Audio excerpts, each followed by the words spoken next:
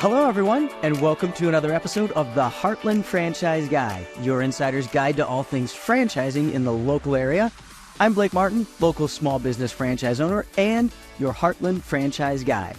This is the place for advocacy, resources, and education on all things franchising and small business in the local area, and it's a great place for anybody who's looking to learn more about the franchising industry, entrepreneur, or aspiring entrepreneur. Now, when I do that overview, which is almost exactly the same every time, sometimes I say it so often that it just becomes rote when I say advocacy, resources, and education. But our guest today is exactly that for the franchising industry. So I'm really excited to invite Jeff Johnson to be here today. Thank you for being our guest, Jeff. Thanks, Blake. I appreciate it.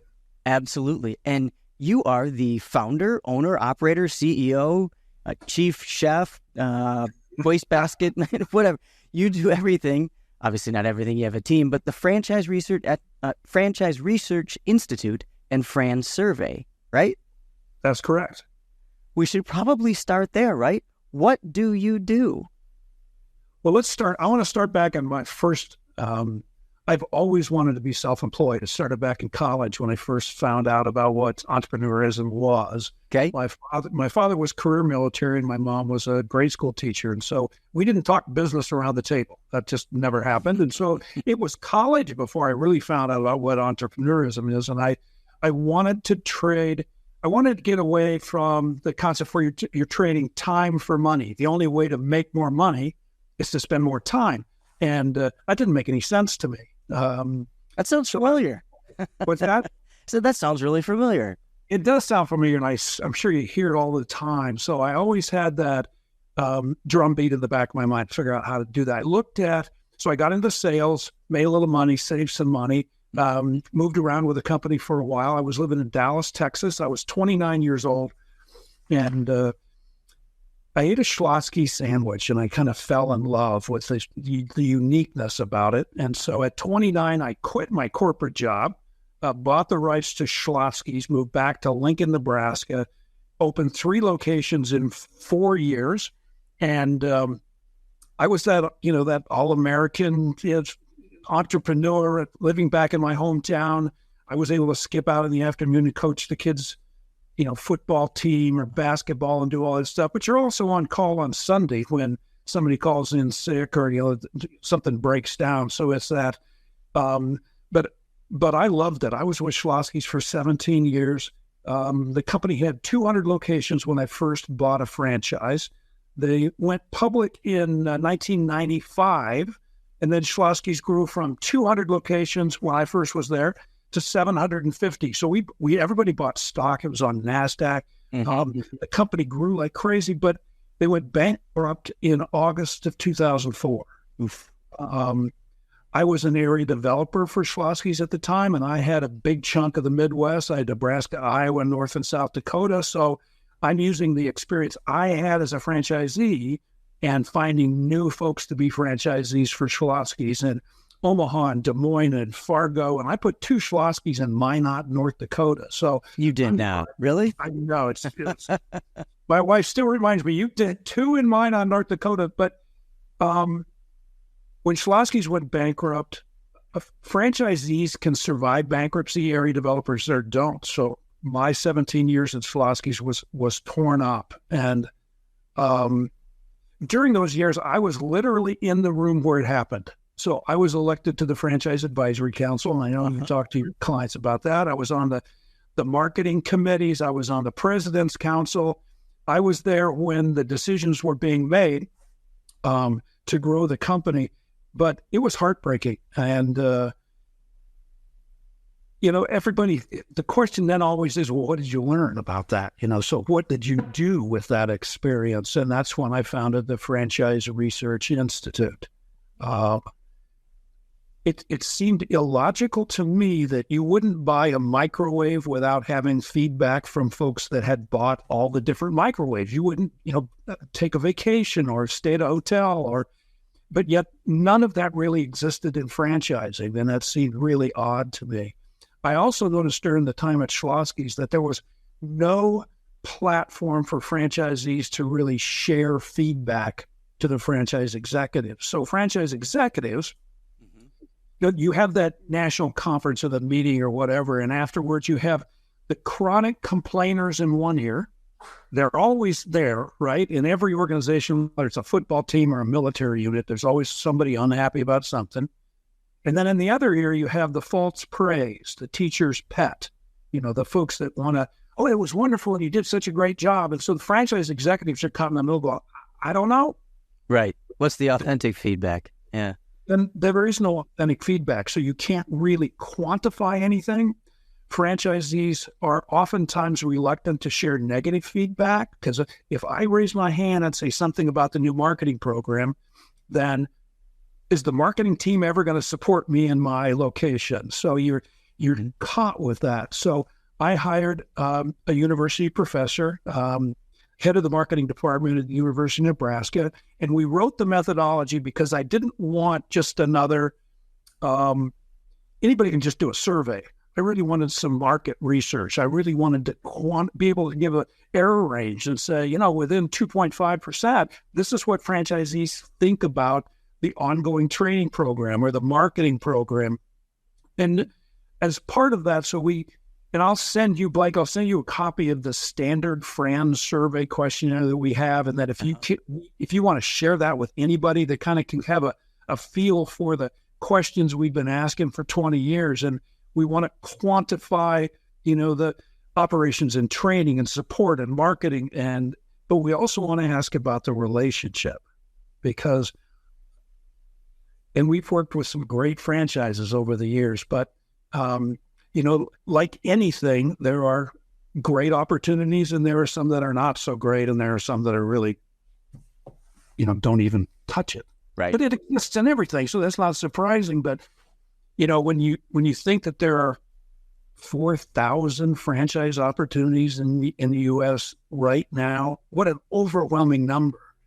And a lot of information, and I know you stress the science of making your due diligence work. So you need to study the FTD and you need to go through all of that. But really, for me, the knowledge that can be gained from existing franchisees is irreplaceable. I mean, those are the folks that are going to be able to tell you, what it's like to be a franchisee.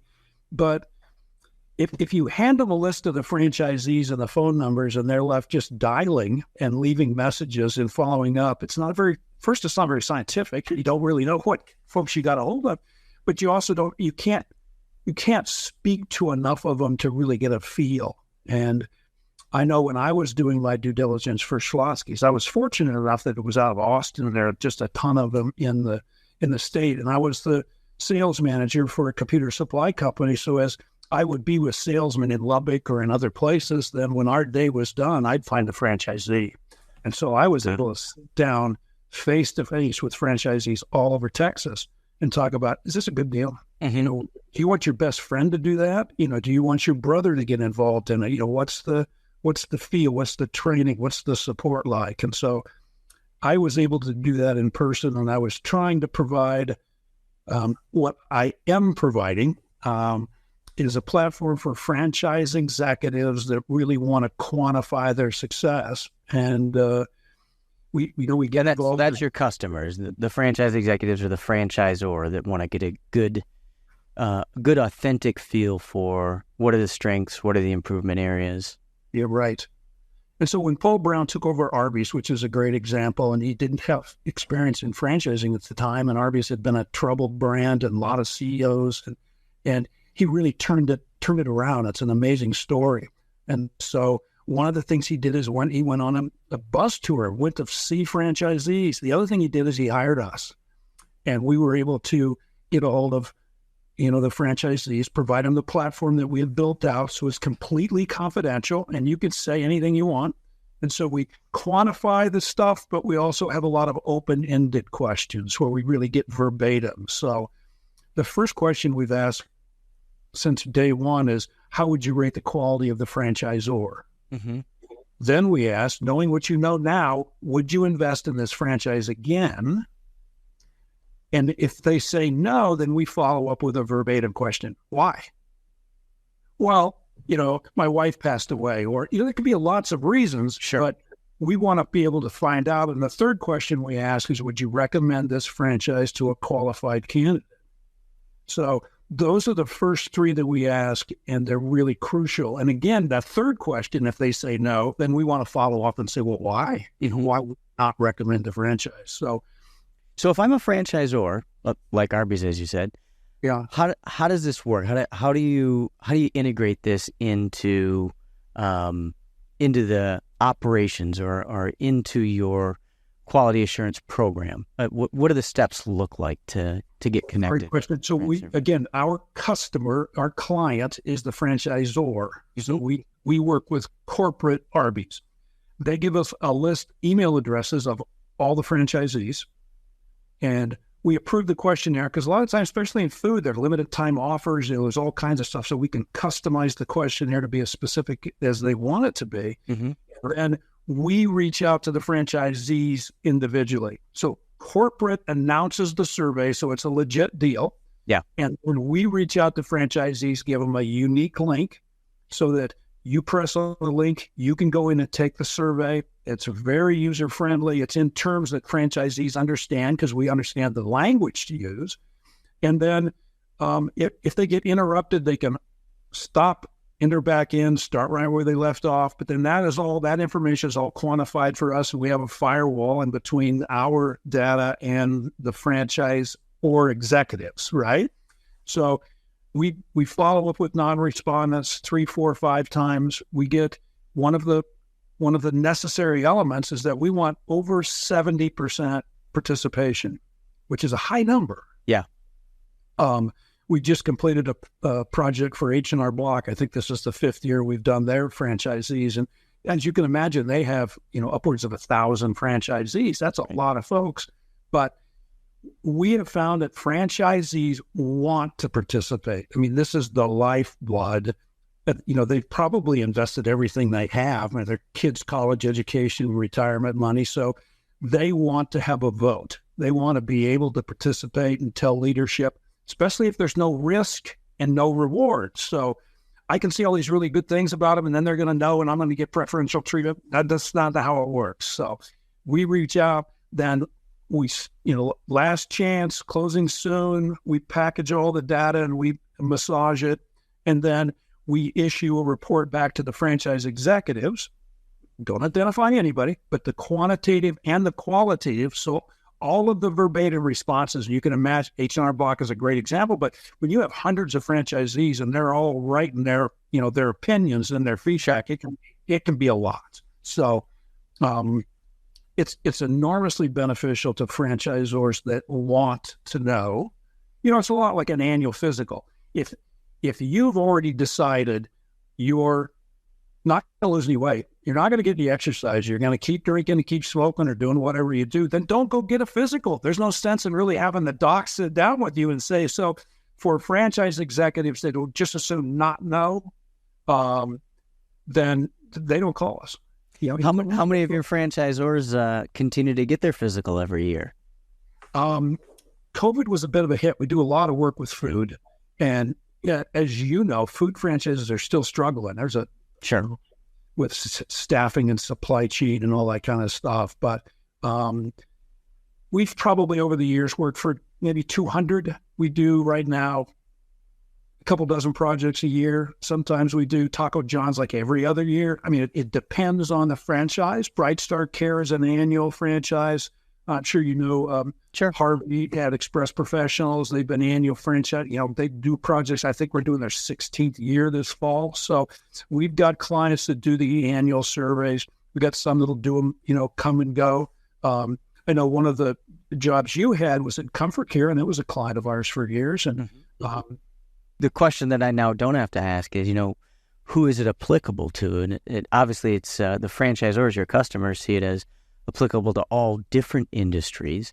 Yes. What would you say is the minimum statistical data set, the minimum number of franchises you would want somebody to have in order for them to get valid data feedback? It's really 20. If there are fewer than 20 franchises, we've got clients that do it, but when you get north of 20, Blake, you really, you don't know everybody's spouse's names. You know, when it's a small group, it's pretty close. You probably know the kid's name. You probably know the dog's name. I mean, it's a pretty close knit. When Schlossky's fell apart, that was one of the things I miss most, was the community of the franchisees and the folks that I knew on the corporate staff that, you know, you do the convention. A lot of times folks will bring, both corporate and franchisees will bring their kids along, their spouses along. It really ends up being a community. And in one fell swoop, because those are the folks, really the only people in the world that really know what you do every day and how you know, the kinds of concerns that you have. And so that whole community just blew up. And that was a huge loss. But our clients are franchise executives. We are working with more private equity all the time. Mm-hmm. You know, I would say franchising is like sex. And I don't say that just to shock anybody, but it's so unique. It's a unicorn. It's not like anything else. And the one thing you really need to know is, what do you own at the end of the day? And unfortunately, it's also like a hunting license. You know, you have the opportunity to hunt certain things for a certain space of time, but you can't resell a hunting license. I mean, it's really of no value. So the one thing that when we got to a certain level where we had enough data to really analyze, it was interesting that when we plotted the data from, you know, worst to best, for example, most were in the middles. You know, it's a bell curve, so most of the folks are, pretty good, whatever. But when we really studied the high-performing franchise opportunities, the ones that really do it best, we found that they clearly understand that it's customer-focused. I mean, Arby's has to have great food, right? So there has to be a customer focus, whether it's Comfort Care or Bright Star or H&R Block. There has to be a customer focus, but they also are in the franchising business. And so they have to be franchise focused as well. And as you know, Blake, those are completely different businesses to be in. They're really in two. So from a franchising standpoint, you're always trying to recruit, you're training, you're doing all of those kind of things. So the high performing franchises had really mastered the customer focus, but they really had mastered the franchise focused as well. Well, and I think it's probably safe to say that they truly look at their franchise owners as customers. So that same customer focus is applied to the relationship with the franchise, right? Absolutely. And I think they also look at it like a partnership, you know. Sure. And when you say that and there's a lawyer in the room, then they all get kind of nuts when you say, don't use the D word. Yeah. But franchising is also described as a commercial marriage. Mm-hmm. I kind of like that explanation. I think it's important. There's a quote you had on you didn't know I was going to do this. You researched me, huh? I did a level of research on you. Stalking me online. You started with Comfort Care in 1996, so you've been in the franchising space a long time, man. Well, I started when I was 11. So, you know. And I think one of the things that's important to me is that a lot of your clients are right here. They're right in our neighborhood, in Nebraska, in Western Iowa, in Des Moines. So when you talk to somebody about a franchise opportunity, you know the neighborhood. And it's not just somebody that called you from wherever, California, New York, so it's somebody that really understands franchising and also understands what would work well here with the competitive nature. I mean, there's certain things that you just shouldn't do in certain places because the competition is just too strong, right? Here's the quote. This is your quote from your page on LinkedIn. Too often, we make business ownership decisions based on feel or gut instinct rather than through structured, intentional, scientifically based due diligence. I would like to use that quote. I mean, I think that is... I would like to have you back every week. One of the risks you have is, like I did, I fell in love with the sandwich, or you're somewhere and go, oh, I just think that's really great. That would be really good back in my hometown. And then it's all emotions from then. And so you start to find the factual reasons to support the emotion that you've already set up. And that leads you down a path that just isn't it just doesn't work very often. It's like every major life decision, isn't it? Yeah. If leadership wants to partner with franchisees, like we saw with Paul Brown, and I wish I could show you the data that's all proprietary. I wanted to do a white paper on the success that they've had over the years and how their scores have moved. But yeah, unfortunately, I understand. But I guess my point is, after the first survey, my wife and I were invited to Atlanta. We sat down with Paul and all of his executives crew. We went through all of this stuff. He set objectives and strategic decisions, and we got ready for the next survey. And so he tracked progress year by year and then held all the VPs, accountable for that. And we got clients that want to break it up by area developers or franchise business consultants. And to call it franchisee satisfaction falls way short of it. But how do you take, we've got a client that I think there's 15 franchise business consultants. And so we slice and dice the data by every one of them. And how does their opinion of the franchisor vary based on franchise business consultant or by region? That we'll quantify it by tenure. How long have they been? What do the new franchisees feel, and what do the old timers feel like? By multi-unit franchisees and single. So it's such a great diagnostic tool. And I think franchise executives but in addition to being a diagnostic tool, there's also a therapeutic advantage.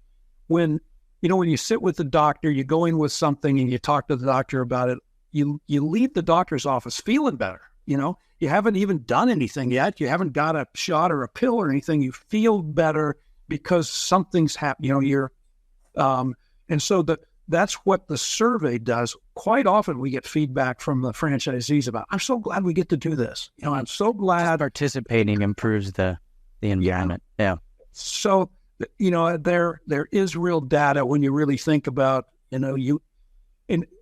we do have a world-class franchise designation. If the scores are extraordinarily good, franchisors oftentimes want to share that with prospective franchisees. I'm sure some of the franchisors you have do that so that a candidate isn't left just with a list of people they're supposed to go call. They've got some quantifiable data that I can certify as being, this is what franchisees feel about these key issues. Now, we don't share the private conversation, but the data on training and support, and I just lost my train of thought. But that's, I think there's a way for franchise executives to use it in their development process. What makes them world-class? Those that get your world-class designation. Scores. So they have to give us all the franchisees. We have to be able to ask them anything we want. We have to get 70% participation. And then we have to share the results with franchisees. Now, it's a condensed form. We don't show every question, but if you're not willing to do all of those steps, then you don't get the world class. Now, it is a fee if they want to use all the intellectual property, but they're free to share the survey results. Then the candidate isn't left having to just dial. They may talk to a number of franchisees just to validate the survey document, but they're not starting from scratch. Gotcha. Because we've talked to just so many franchisees. So there's benefits in lots of different directions, diagnostic, but also from sharing with candidates, because then you're in a position where you can say, here's the FDD document, and then here's what all the franchisees have to say. Because as you and I know, there's a lot of little steps, but you have to make money. I mean, you got to have, you have to get through the FDD and figure out if it's a profitable return on your investment, time and money. But it's also validation. What are franchisees saying about it? And what we're able to offer is an assessment of what's going on in the locker room right now. So on that note, we're going to have to start wrapping up, but remind us, how can people get a hold of you? If a prospective customer, a franchisor of 20 or more locations, or planning on getting to 20 or more locations, right? What's the easiest way to get a hold of you to utilize the survey? Well, the email address is simple. It's jeff@fransurvey.com. So Fran is just short for franchise. And you could probably Google FranSurvey too, right?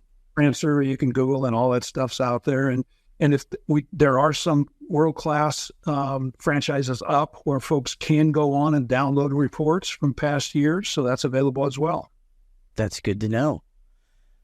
Well, Jeff, I want to thank you very much for taking some time to share with us about both the motivation and the inspiration behind FranSurvey and the Franchise Research Institute that you founded, and exactly how it works and who it can benefit. So thank you very much for taking some time to share all of that with us today. Well, thank you, Blake. This was fun. Well, I appreciate it. So again, it's Jeff Johnson with FranSurvey. You can Google it, FranSurvey, just like it sounds, F-R-A-N, survey. Or if you missed his contact information, you can scan that QR code at the bottom of the screen and get in touch with us, and we'll make sure that we connect you with the FranSurvey folks. And again, Blake, I'll send you that standard questionnaire so anybody that wants to download the questionnaire can also get that direct from you. I appreciate that very much. Thank you. Thank you. You're very welcome. And thanks to all of you for joining us on another episode of the Heartland Franchise Guy. Please make sure that you are liking, subscribing, sharing, and following both this episode and others. Do you know somebody who could really benefit from this episode, a franchisor or a franchisee who thinks their franchisor might benefit from this? Then make sure that you share this with them. You'll find us on all the platforms, as you know. Like, follow, share, and subscribe. Again, we'd like to thank our guest today, Jeff Johnson, and I want to thank all of you for being here. We'll see you again soon on another episode of the Heartland Franchise Guy.